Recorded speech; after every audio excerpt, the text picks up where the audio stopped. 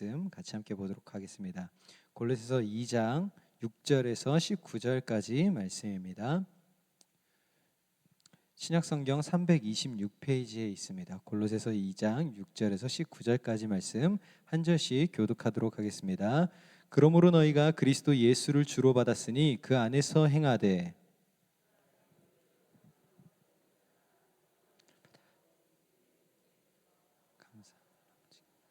누가 철학과 헛된 속임수로 너희를 사로잡을까 주의하라.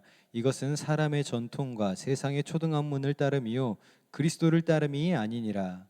그 안에는 신성의 모든 충만이 육체로 거하시고 너희도 그 안에서 충만하여졌으니 그는 모든 통치자와 권세의 머리시라. 또 그 안에서 너희가 손으로 하지 아니한 할례를 받았으니 곧 육의 몸을 벗는 것이요 그리스도의 할례니라. 너희가 세례로 그리스도와 함께 장사되고 또 죽은 자들 가운데서 그를 일으키신 하나님의 역사를 믿음으로 말미암아 그 안에서 함께 일으키심을 받았느니라. 또 범죄와 육체의 무할례로 죽었던 너희를 하나님이 그와 함께 살리시고 우리의 모든 죄를 사하시고 우리를 거스르고 불리하게 하는 법조문으로 쓴 증서를 지우시고 제하여 버리사 십자가에 못 박으시고 통치자들과 권세들을 무력화하여 드러내어 구경거리로 삼으시고 십자가로 그들을 이기셨느니라. 그러므로 먹고 마시는 것과 절기나 초하루나 안식일을 이유로 누구든지 너희를 비판하지 못하게 하라. 이것들은 장래의 일의 그림자이나 몸은 그리스도의 것이니라. 아무도 꾸며낸 겸손과 천사 숭배를 이유로 너희를 정죄하지 못하게 하라. 그가 그 본 것에 의지하여 그 육신의 생각을 따라 헛되이 과장하고 함께 읽겠습니다. 머리를 붙들지 아니하는지라. 온 몸이 머리로 말미암아 마디와 힘줄로 공급함을 받고 연합하여 하나님이 자라게 하심으로 자라느니라. 아멘. 드린 신 예물 보고 드리겠습니다.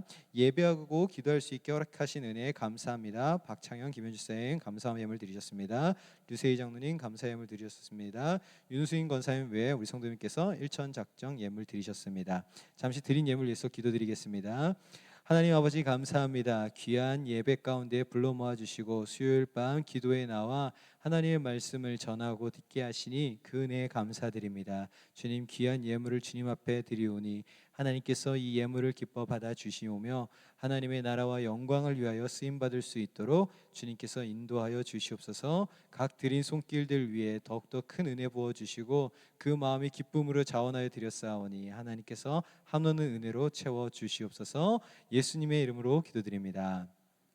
아멘. 사랑하는 성도 여러분, 건물을 지을 때 가장 많은 시간과 비용이 들어가는 부분이 있다면 어디일까요? 언제 건물을 지을 때 가장 많은 시간과 비용이 들까요? 네? 네. 뭐 얘기를 하시긴 하는데 네. 잘 안 들려서 우리가 눈으로 볼 수 있는 멋진 외관이나 뭐 도색이나 이런 데보다 가장 많이 들어가는 때가 언제냐 하면 땅을 파고 기초를 놓는 작업일 때에 가장 많은 비용과 시간이 들어간다고 합니다. 아파트 하나를 짓더라도 그것이 몇 달 동안 기초 공사만 진행되어질 때가 있는데 그것은 겉으로는 아무것도 올라가지 않는 것처럼 보여도 사실 그 기반을 다지는 것이 그 아파트를 가장 튼튼히 세워가는 기초의 시간이기 때문에 공사에서는 가장 중요한 시간이 건물을 세울 때 가장 중요한 시간이 바로 기초를 쌓을 때라고 얘기합니다. 우리의 신앙도 마찬가지로 겉으로 드러나는 활동이 많아 보여도 그 속에 주님 안에 뿌리를 박히지 않은 신앙은 흔들릴 수밖에 없습니다. 아주 작은 바람에도 요동치는 바람처럼 흔들릴 수밖에 없는 것이 주 안에 뿌리를 내린 사람만이 굳건히 든든히 세워져 가게 되는 것을 우리는 여러 말씀들을 통해서 배워왔었습니다.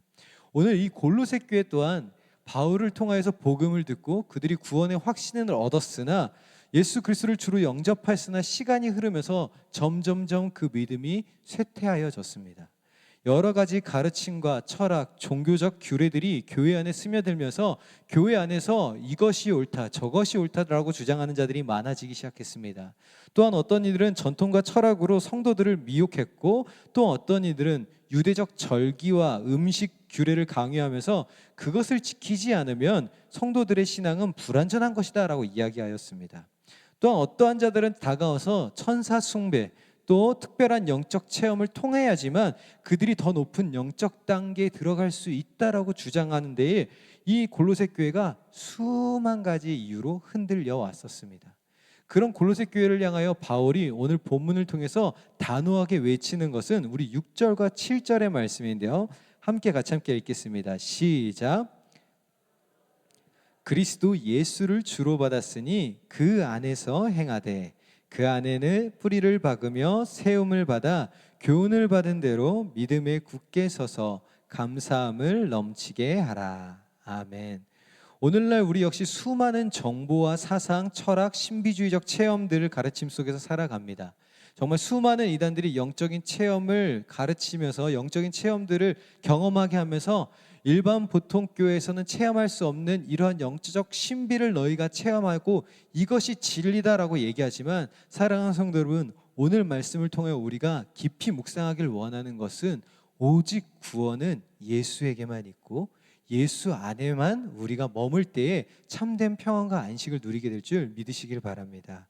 오늘도 세상 가운데서 많은 사람들이 넘어가고 많은 교회들이 혼탁한 세상 속에서 온전한 가치를 따르지 못하고 이것이 옳다 저것이 옳다라고 외치고 있는 이 현실 속에서 우리는 예수 안에 온전히 거하는 드림교회가 되길 소망합니다. 먼저 오늘 바울 사도는 예수 안에서 뿌리를 박으며 라고 이야기하면서 이 뿌리에 대해서 이야기합니다. 이 뿌리는 우리가 잘 아는 것처럼 나무의 생명줄과 같습니다. 겉으로는 하나도 드러나지 않는 이 뿌리가 그 땅 깊숙이 박혀져 있어야만 그 나무가 바람이 불어도 때로는 비가 오지 않아도 그 속에서 그 나무가 자라가게 할 수 있는 든든한 버팀이 되는 것처럼 뿌리는 모든 폭풍과 가뭄을 이길 수 있는 힘이 되는 게 바로 뿌리입니다. 그리고 신자의 삶에서 뿌리는 도대체 누구 있느냐라고 했었을 때 우리는 예레미야 선지자의 말을 한번 이용해서 한번 살펴보기를 원합니다. 예레미야 17장 8절의 말씀인데요. 함께 같이 읽도록 하겠습니다. 시작. 그는 물가에 심어진 나무가 그 뿌리를 강변에 뻗치고 그 잎이 청청하며 헤매도 걱정이 없고 결실이 그치지 아니함 같으니라. 아멘. 뿌리 내린 삶은 환경의 영향을 받지 않고 기쁨과 평안, 소망은 세상의 상황이 아니라 하나님께로 흘러 들어오는 것을 우리는 말씀을 통해서 항상 배워왔습니다. 그리고 신자는 그 말씀과 기도, 성례 공동체를 통해서, 교회라는 공동체를 통해서 예수라고 하는 그 뿌리에 우리가 덧붙임을 받게 되는데, 예수에게 우리가 뿌리를 내려야만 참된 자람이 일어나게 됩니다. 그런데 예수가 아닌 다른 것에 우리가 뿌리를 내리기 시작하면은 자라가는 데 있어서 엉뚱하게 자라가게 됩니다. 교회 안에서 우리가 뿌리를 낼 때 예수 그리스도를 만나고 예수 그리스도의 말씀을 깨닫고 오직 예수 그리스도로 나아가는데 환상과 신비에 더 깊이 몰입하게 되면은 자칫 자기가 경험한 그 환상과 신비만을 맹신하게 됩니다. 그래서 오늘 우리가 하나님의 말씀을 통해서 배우는 것이 무엇입니까? 라고 하면은 말씀의 뿌리를 내려야 합니다. 오직 성경에 있는 것으로만 바라보아야 되는 거고 성경을 벗어나는 더하거나 빼는 것이 있어서는 안 된다라는 것이죠. 그렇다면 목사님, 제가 환상 가운데서 제가 꿈을 꾸는 가운데서 경험한 그 모든 것들은 헛된 것입니까? 라고 주장하시는 분들이 나올 수 있습니다. 저는 환상이 아예 없다라고 말씀드릴 수는 없을 겁니다. 왜냐하면 성령님의 역사하신 가운데 여전히 일하실 수 있습니다. 그러나 보편적이진 않습니다. 이해하시겠나요? 성령 하나님이 이미 말씀을 통하여서 구원의 길을 확실하게 알려주셨고 신자의 삶에 대해서도 성경을 통해서 완성시키신 하나님이 굳이 또다시 우리에게 매 순간순간마다 꿈을 통하여 환상을 통하여 우리에게 하나님의 음성을 직접 들려주시며 직접 계시로 말씀해 주실 이유가 없으십니다. 이미 성경으로 충분하다라는 거죠. 그렇기 때문에 우리 안에서 그런 어떤 은혜들이나 어떤 체험들이 임하여졌을 때는 어떤 태도가 가장 좋겠습니까? 라고 했을 때 나에게만, 생각하시면 좋습니다. 그것이 보편적인 상황이 아니라 나에게만 주는 어떤 하나님의 특별한 은혜일 수도 있기 때문에 그것이 마치 진리인 것처럼, 다른 사람들도 이와 같은 일이 당연한 것처럼 생각해서는 안 된다라는 것이죠. 그래서 우리는 오직 말씀의 뿌리를 내리며 말씀 위에 든든히 세워져 가야 되는데, 그래서 두 번째 말씀이 무엇으로 단어로 나오느냐? 바로 세움입니다. 세움을 받아라고 하는 골로새서 2장 7절의 말씀처럼 뿌리가 내면에 깊이라면 세움은 외적인 구조를 이야기합니다. 뿌리에서 공급된 생명이 줄기와 가지로 나타나듯 뿌리 내린 신앙은 삶의 전 영역에서 구체적인 모습으로 세워져야 합니다. 사도 바울은 그래서 고린도전서 3장 11절 말씀에 이렇게 말합니다. 우리 고린도전서 3장 11절 말씀을 읽겠습니다. 시작. 이 닦아둔 것 외에 능히 다른 터를 닦아둘 자가 없으니 이 터는 곧 예수 그리스도시라. 아멘. 또 우리가 아는 것처럼 마태복음 7장 24절과 25절 말씀인데 함께 같이 읽겠습니다. 시작.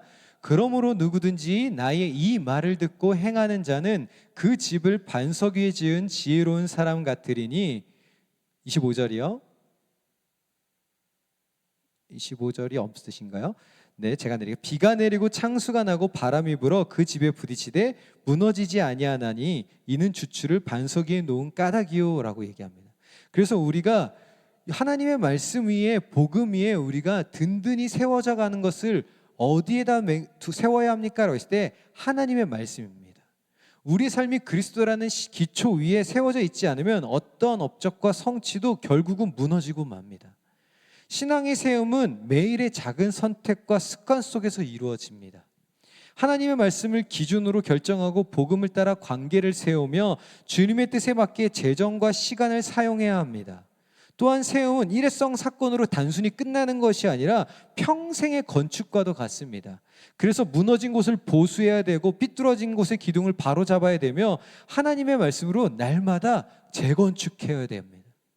그래서 사랑하는 성도 여러분, 우리가 하나님의 말씀을 왜 평생토록 묵상해야 됩니까? 이 말씀을 왜 항상 연구해야 되고 배워야 합니까? 라고 하면은 우리의 삶이 온전하게 세워지는 그 기초가 오직 말씀에 있기 때문에 그렇습니다.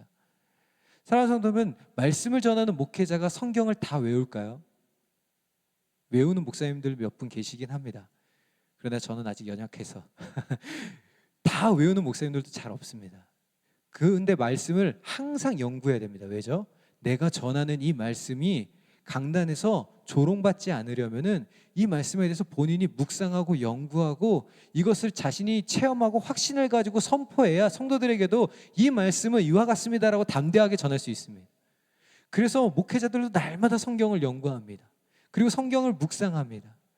제가 하나의 간증을 잠시 드리자면은 제가 우리 교회 오기 전까지만 해도 말씀을 읽을 때 항상 이런 태도를 읽었습니다. 하나님의 말씀이 이렇게 됐고 그러면 나는 어떻게 해야 하는가 였습니다. 근데 우리 교회 와서 동사 목사님께 말씀을 배우고 담임 목사님의 말씀을 들으면서 어떻게 바뀌어졌느냐, 말씀을 읽을 때 요즘 제가 읽는 말씀의 태도가 이렇습니다. 하나님이 뭐라고 말씀하시고 예수 그리스도는 무엇이라 말씀하셨는가, 그리고 이 말씀은 곧 누구를 이야기하는가. 저희의 행위는 사라졌습니다. 왜냐? 예수 그리스도로 충분합니다. 우리가 예수 그리스도로 말씀으로 충분해져야 됩니다. 하나님의 말씀으로 살아간다는 것은 다른 그 어떠한 것으로 내가 더 많은 것을 행하였을 때, 내가 더 많은 것을 누렸을 때에 충분한 것이 아니라 예수 그리스도만으로 충분해져야 됩니다. 그래서 바울은 그 뒤에 7절에 이어서 무엇이라 얘기하면 감사를 이야기합니다. 감사는 단순한 기분이나 매너가 아닙니다. 감사는 이미 받은 은혜에 대한 신학적 고백입니다. 우리가 죄사함을 받고 하나님의 자녀가 되었으며 하늘의 시민이 되었다는 사실을 믿는다면 어떠한 상황에서도 감사할 수 있게 되는 것입니다. 사도 바울이 빌립보서에서 이렇게 말합니다. 빌립보서 4장 6절에서 7절 말씀인데 함께 읽겠습니다. 시작. 아무것도 염려하지 말고 다만 모든 일에 기도와 간구로 너희 구할 것을 감사함으로 하나님께 아뢰라. 7절입니다. 하나님의 평강이 그리스도 예수 안에서 너희의 마음과 생각을 지키시리라. 아멘. 우리가 월상 예배 때 담임 목사님 본문에서 나왔던 데살로니가전서 5장 16절과 18절의 말씀입니다. 잘 아는 말씀이라 일부러 안 띄었습니다. 항상 기뻐하라, 쉬지 말고 기도하라, 범사에 감사하라, 이는 그리스도 예수 안에서 너희를 향하신 하나님의 뜻이니라. 아멘. 이 감사라는 것은 현실을 부정하라는 겁니다. 내가 지금 이렇게 돼 있지만 그냥 억지로 그냥 감사해야지. 내 삶이 지금 너무나 힘들고 어렵지만 아유 감사해야 돼. 이거는 감사하라고 하셨어라고 해서 억지로 하는 그 감사가 아니라 내 삶 속에서 현실 속에서 하나님의 주권을 인정하는 신앙의 훈련입니다. 하나님, 지금 내 삶은 너무나도 힘들고 내 삶에 지금 어려움들이 있지만 주님, 그러나 내가 주님을 묵상하고 떠올려 봤더니 너무 감사하네요 라고 고백하는 신앙의 훈련이 된다는 거죠. 그래서 우리의 감사는 영적 면역력에서 세상 사람들이나 사탄이 우리에게 얘기합니다. 야, 넌 이게 부족하잖아. 넌 이런 거 잘못된 거잖아. 넌 이런 걸 고쳐야 돼 라고 얘기할 때 우리는 거기에 주눅들고 거기에 억눌려서 그래, 난 이게 없어. 난 이게 부족해. 난 이게 필요해 라고 거기에 따져서 빨려서 따라가는 것이 아니라 그때 떠올리는 것입니다. 주님으로 충분해. 주님으로 충만해. 나는 괜찮아. 그렇게 감사하는 게 우리의 영적인 훈련인 것입니다. 우리가 주 안에서 뿌리를 내리고 세워지고 감사하는 삶을 살아갈 수 있는 근거가 무엇입니까? 라고 할 때 우리는 바로 그리스도 예수 안에서의 충만을 이야기해야 됩니다. 그래서 바울도 십자가의 사건을 통해서 우리가 그 충만이 어떻게 이루어졌는지를 이야기합니다. 우리 9절과 10절 말씀을 같이 함께 읽겠습니다. 본문 9절과 10절입니다. 시작. 그 안에는 신성의 모든 충만이 육체로 거하시고 너희도 그 안에서 충만하여졌으니 그는 모든 통치자와 권세의 머리시라. 아멘. 하나님의 모든 충만이 예수 안에 거합니다. 추상적인 신비나 특별한 비결이 아니라 예수님 그분 안에 이미 충만이 있습니다. 믿으십니까? 더 나아가 성도는 그분과 연합함으로 이미 충만하게 되었다고 말씀은 선포하고 있습니다. 그러므로 신자는 충만하기를 찾아 헤매는 자들이 아니라 충만을 누리는 사람입니다. 지금 내가 너무 충만하기로, 내가 은혜 안에서 충만해지기를 원합니다, 내가 예수 안에서 충만해지기를 원합니다라고 기도하는 게 아니라 이미 나는 충만을 누리는 자로서 기도하며 나아가야 되는 자라는 것이죠. 그래서 우리 안에서 어떻게 충만이 일어나는지를 바울이 11절과 12절에서 이야기하는데요. 함께 읽겠습니다. 11절과 12절입니다. 시작. 또 그 안에서 너희가 손으로 하지 아니한 할례를 받았으니 곧 육의 몸을 벗는 것이요 그리스도의 할례니라. 너희가 세례로 그리스도와 함께 장사한 바 되고 또 죽은 자들 가운데서 그를 일으키신 하나님의 역사를 믿음으로 말미암아 그 안에서 함께 일으키심을 받았느니라. 아멘. 여기서 그리스도의 할례란 십자가에서 우리의 옛사람이 잘려나간 사건을 의미합니다. 죄의 몸, 옛사람의 지배가 십자가에서 종결되었다라고 선포하는 것이죠. 우리는 세례를 통해서 그리스도와 함께 죽고 함께 장사되고 함께 다시 살아났음을 선포합니다. 그래서 사랑하는 성도 여러분, 세례는 딱 한 번 받는 겁니다. 왜 일평생에 세례를 단 한 번 받습니까? 라고 하면은 유일한 사건이기 때문에 그렇습니다. 나는 이제 죽고 예수가 나와 함께 삶으로 나도 삽니다라는 고백이 세례인 것입니다. 우리가 세례는 다른 말로 하면, 다른 교단의 표현을 하면 침례입니다. 침례가 어떻게 들어가는 거죠? 물속에 들어가서 죽었다가 살아나는 것을 경험하기 위하여 침례를 받는 겁니다. 우리는 그렇게 하지 않고 세례를 통하여 하나님의 다시 거듭난 자녀로서 나아갔다라고 고백하는 것인데, 사랑하는 성도 여러분, 우리는 새로운 피조물이 되었다라고 말하지만 여전히 새로운 피조물답게 살지 못할 때도 있습니다. 그래서 바울은 아예 십자가로서 승리를 선포해 버립니다. 14절과 15절인데요. 함께 읽겠습니다. 시작. 우리를 거스르고 불리하게 하는 법정으로 쓴 증서를 지우시고 제하여 버리사 십자가에 못 박으시고 구경거리로 삼으시고 십자가로 그들을 이기셨느니라. 우리를 고발하던 죄의 문서, 하나님의 심판을 증명하던 채무 증서가 십자가와 함께 사라졌다라고 이야기하는 겁니다. 그래서 우리가 예수 그리스도로 거듭나고 하나님으로 다시 새로운 피조물이 된 우리에게는 더 이상 죄의 증서가 아무 효력이 없습니다. 죄와 사망의 법에서 우리가 해방되었다라는 것이죠. 그런데도 여전히 우리는 이 정체성을 붙들지를 못합니다. 패배자가 아니고 승리자의 위치에서 살아가야 함에도 불구하고 여전히 날마다 죄책과 두려움에 몸부림칩니다. 그래서 어떻게 하죠? 죄 지으면 안 돼. 나는 죄 지을 수 없어. 내가 죄 지을 때마다 또 죄 지었어. 어떻게 내가 이럴 수 있는가?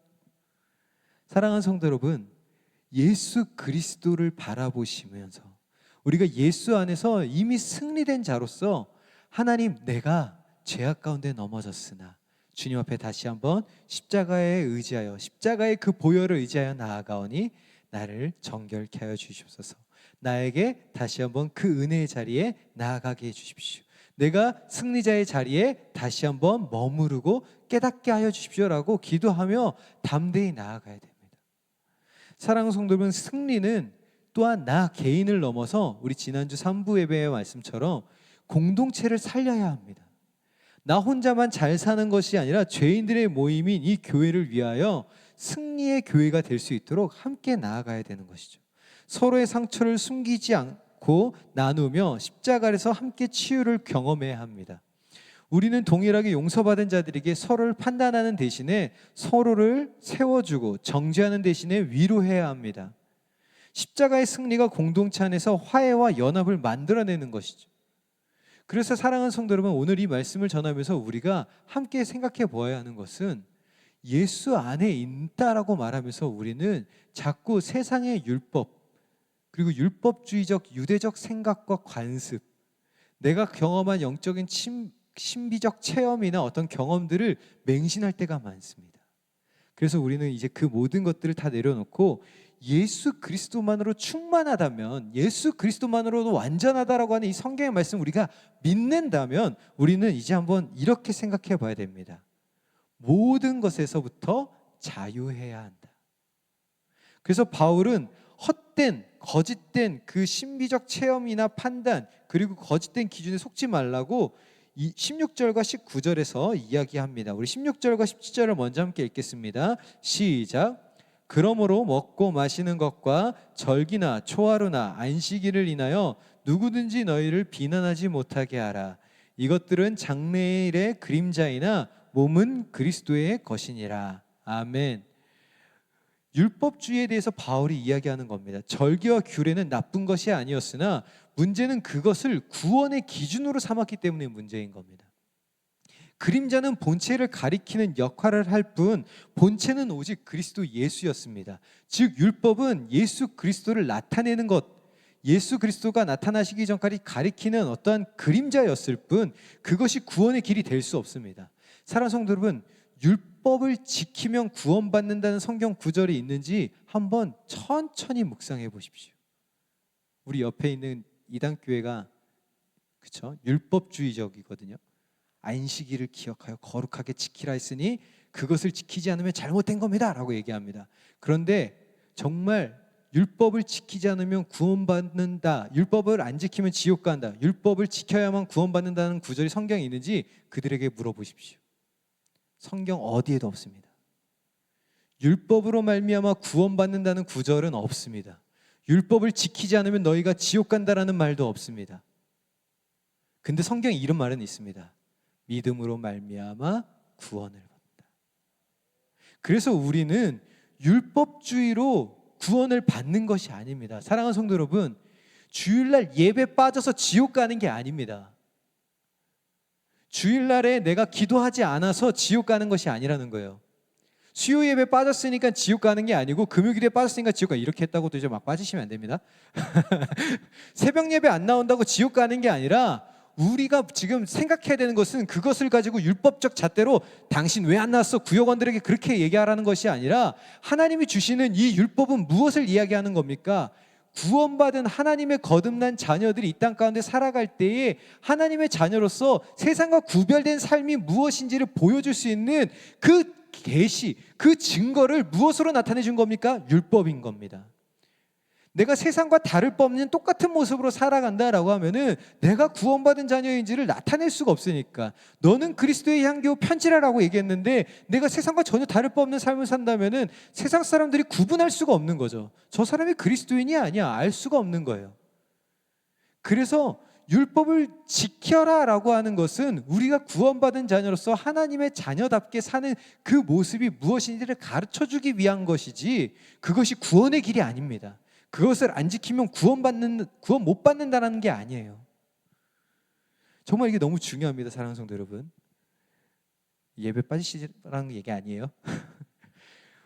골로새서 2장 18절에 19절의 말씀 한번 또 읽어보실까요? 아무도 꾸며낸 겸손과 천사 숭배를 이유로 너희를 정죄하지 못하게 하라. 그가 본 것에 의지하여 그 육신의 생각을 따라 헛되이 과장하고 머리를 붙들지 아니하는지라.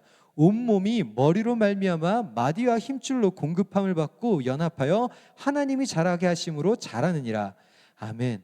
당시 어떤 사람들은 천사 숭배나 특별한 환상을 통해 더 높은 영적 단계에 도달할 수 있다라고 얘기했습니다. 근데 반으로 말합니다. 머리 대신 그리스도를 붙들지 않으면 아무 소용이 없다라고요. 사랑하는 로마 카톨릭이 이 천사 숭배에 대해서 되게 잘합니다. 우리 그 개신교와 이 로마 카톨릭 우리 프로테스탄틴이라고 하는 우리 개신교 이 신학 안에서는 천사 신학이 없습니다. 천사는 그냥 하나님의 피조물, 영적인 피조물로서 하나님의 말씀을 전하고 쓰임받았던 영적인 도구로서 어떻게 나와 있지만 로마 카톨릭, 이 천주교로 가면은 천사들의 계급이 나옵니다. 천사장, 그리고 그냥 평천사 이렇게 나와가지고 천사들도 각기 이렇게 하는 역할들을 다 해가지고 천사 미가엘, 천사 라파엘, 천사 가브리엘 다 천사장들입니다. 그 천사 루시퍼가 예전에는 다른 루시엘 뭐 이렇게 해가지고 다 천사 그 학을 만든 게 로마 카톨릭입니다. 그 천사 숭배예요. 그래가지고 저희가 그 해외 영화 같은 거 보면은 부모들이 자녀들에게 하나님의 천사가 오늘 밤 너에게 와서 너를 지켜주실 거야 이렇게 다 로마 카톨릭의 신학입니다. 사랑하는 성도 여러분, 우리가 자녀들에게 자녀가 아빠 나 무서운 꿈 꿀 것 같아요 할 때 우리가 기도해 줄 때 천사가 하나님이 천사를 보내서 널 지켜주실 거야를 얘기하시면은 로마 카톨릭 신학을 아이에게 가르치고 계신 겁니다. 어떻게 얘기해야 되죠? 하나님의 성령이 너와 함께 하시고 예수 그리스도가 너와 함께 하시니 두려워하지 마 라고 가르쳐야 됩니다. 아니 예수님이 우리 안에 계시고 성령님이 우리 안에 계시는데 왜 천사가 지금 우리 안에 필요합니까? 그렇죠? 물론 천사가 우리의 기도를 듣고 하나님께 드린다라고 하는 요한계시록의 말씀도 있습니다. 천사가 아무 일도 안 하는 것은 아닙니다. 여전히 하는 일들이 있겠으나 천사는 숭배받을 대상이 아닙니다. 그들은 우리와 같이 창조된 피조물일 뿐입니다. 또한 영적인 체험을 해야만 어떤 특별한 단계로 나아간다라고 주장한 자들이 있습니다. 사랑하는 성도 여러분, 정말 마지막 때가 가까이 오면은 더 많은 적그리스도인들이 이것을 사용할 겁니다. 영적인 어떠한 환상들, 어떠한 계시들, 어떠한 이런 방법들을 할 수만 있다면 성도들을 미혹하기 위해서 많은 것들을 사용할 겁니다. 그러나 사랑하는 성도들, 누군가가 다가와서 내가 아는 목사님이 가는데 기가 막혀, 그냥 가기만 하면은 다 알아봐, 그리고 뭐만 기도했다면 다 돼 라고 얘기하면은 사랑하는 성도 여러분, 절대 따라가시면 안 됩니다. 왜 그럴까요? 말씀으로 충분합니다. 예수 그리스도로 충분합니다. 더 어떠한 영적인 체험을 해야만 우리의 신앙이 더 잘 되는 것이 아닙니다. 어떤 유명하고 거룩하고 영빨이 가득한 목사님께 안수받아야만 내 삶이 거룩해지는 것이 아닙니다. 이미 예수로 우리의 삶은 거룩하여졌고 충분합니다. 그러니 다른 어떤 영적인 모임들을 따라다니려고 시간을 허비할 이유가 없습니다. 말씀 묵상하면 그걸로 충분합니다. 내가 기도할 수 있으면 그걸로 충분하다라는 것이죠. 본 예배, 본 교회에서 예배하고 신앙생활하면 그걸로 충분하다라는 거예요.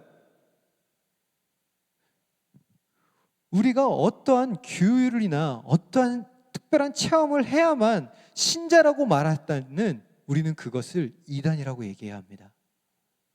우리는 어떻게 얘기해야 될까요? 오직 은혜로, 오직 주 안에서 우리는 은혜로 구원받았고, 그래서 우리는 그 은혜만으로 충만하다, 충분하다라고 얘기해야 합니다. 사랑하는 성도 여러분, 우리는 그리스도 예수 안에 있을 때 자유함을 누린다고 할 때 이 자유는 방종이 아닙니다. 방종은 무엇이죠? 그래, 너에게 자유를 테니까 네 맘대로 살아봐가 아니에요. 주 예수 안에서 살 때에 우리에게 주어지는 그 자유는 어떠한 것입니까? 예수 안에서, 그 말씀 안에서 살아가는 자유인 겁니다. 이전 사람들은, 구원받지 못한 자들은 하나님의 말씀을 읽지도 못하고 깨닫지도 못하고 그것을 지키며 살아갈 때 누리는 은혜가 무엇인지를 알 수 없는 그 참된 자유를 우리에게 주셨기 때문에 우리는 그 말씀 안에서, 그 예수 안에서 자유해야 되는 것입니다. 그래서 사랑하는 우리가 특별한 체험 필요하지 않음을 확실히 믿으시고 어떤 영적인 그런 모임들을 따라다니시지 않으셨으면 좋겠습니다. 교회는 예수 안에서 든든히 세워져 가야 합니다. 왜요? 예수 그리스도가 머리 되시기 때문에 그렇습니다. 예수 그리스도가 머리 되실 때 우리는 하나의 몸입니다. 내가 손, 내가 발, 당신은 손가락, 당신은 배꼽, 이런 식으로 하는 것처럼 각기, 우리 대표기도 하신 김윤수 쌤이 얘기하는 것처럼 각기 부르신 자리가 다르고 달란트가 다르고 은사가 다르지만 각자 해야 할 일이 다르다라는 거예요. 사랑하는 성도 여러분, 내게 주어진 달란트가 몇 달란트인지 그거 알면 됩니다. 내게 주신 달란트가 3달란트인데 내 옆에 있는 사람이 5달란트를 받은 거예요. 그 사람이 5달란트를 남겼는데 난 3달란트밖에 못 남겼으니까 갑자기 억울한 거예요. 아니, 왜 저 사람들한테 5달란트를 줘가지고 5달란트를 남겼습니까? 나도 5달란트 주세요. 감사한 은혜입니다. 그러나 3달란트가 충만하다면, 내 은혜가 그것으로 족하다라고 하나님 말씀하셨으면은 그것으로 족하면 됩니다. 더 많은 것을 하지 못해도 괜찮다라는 것이죠. 우리가 예수 안에서 자라간다라고 할 때, 예수 안에 머문다라고 할 때, 예수 안에 뿌리를 내리고 예수 안에 든든히 세움을 받고 예수 안에 감사하며 충만하게 자라간다라고 얘기할 때는, 사랑하는 성도 여러분, 우리 안에 불평과 분만이 떠나가게 됩니다. 그러면서 주 안에서 살아가야 할 힘을 우리가 잘 알면서도 세상 가운데 넘어지고 흔들릴 수 있으나, 사랑하는 여러분, 힘을 내시길 바랍니다. 왜요? 오늘 이 말씀이 우리에게 소망을 줍니다. 바울 사도는 우리에게 이렇게 얘기합니다. 우리 같이 19절 말씀을 다시 한번 읽겠습니다. 19절 말씀입니다. 시작. 머리를 붙들지 아니하는지라 온 몸이 머리로 말미암아 마디와 힘줄로 공급함을 받고 연합하여 하나님이 자라게 하심으로 자라느니라. 아멘. 누가 자라게 하신다고요? 하나님이요. 우리가 예수 안에 있으면 넘어질 수 있습니다. 잘하려고 붙어 있는데 때로는 영양분을 잘 못 받아서 남들보다 조금 자라날 수도 있어요. 근데 우리를 자라나게 하시는 이가 누구시라고요? 하나님이시라고요. 그러니까 이 땅 가운데서 기도의 자리에 앉지도 못하고 집중하지 못하고 말씀을 붙잡아야 하는데 마음이 세상의 근심으로 빼앗길 때가 있어도, 사랑하는 성도 여러분, 낙심하지 마십시오. 불평하지 마십시오. 근심에 휩싸이지 마십시오. 왜요? 하나님이 우리를 반드시 자라게 하실 겁니다. 그 말씀을 붙드셨으면 좋겠습니다. 지금 옛사람의 모습을 벗어버리지 못한 우리 안에 죄악된 모습들이 있을지라도 괜찮습니다. 왜요? 하나님이 주의 말씀을 붙들고 살아가는 우리를 반드시 자라가게 하실 겁니다. 그러므로 우리 안에 오늘 이러한 믿음이 있으셨으면 좋겠습니다. 넘어짐 속에서도 주님을 바라볼 수 있는 믿음, 주 안에서 행할 수 있는 믿음, 주님 안에 든든히 세워져 갈 수 있는 믿음, 그러한 믿음이 우리 안에 가득했으면 좋겠습니다. 사랑하는 성도 여러분, 주 안에서 행하는 삶은 완전한 삶으로 살아가는 삶이 아니라 주님께 붙어서 끊임없이 다시 일어나는 그러한 여정의 삶을 이야기합니다. 오늘도 그 은혜 안에서 위로를 얻으시며, 사랑하는 성도 여러분, 예수를 바라보셨으면 좋겠습니다. 예수를 생각하며 예수를 떠올리며 예수 안에 거할 때 저는 우리 안에 가장 큰 기쁨과 은혜가 넘쳐날 줄 믿습니다. 오늘 이 시간 우리가 말씀을 생각하면서 함께 같이 기도하기를 원합니다. 주님, 우리가 그리스도 예수 안에서 뿌리를 내려 온전히 든든히 세움을 받고 감사와 예수로 충만한 그리스도인이 되길 원합니다. 오늘도 내 삶 가운데 찾아와 주시고 주님을 온전히 찾을 수 있는 신앙이 되게 해주십시오라고 우리 다 같이 통성으로 주여 한번 부르신 후에 다 같이 기도하도록 하겠습니다. 주여.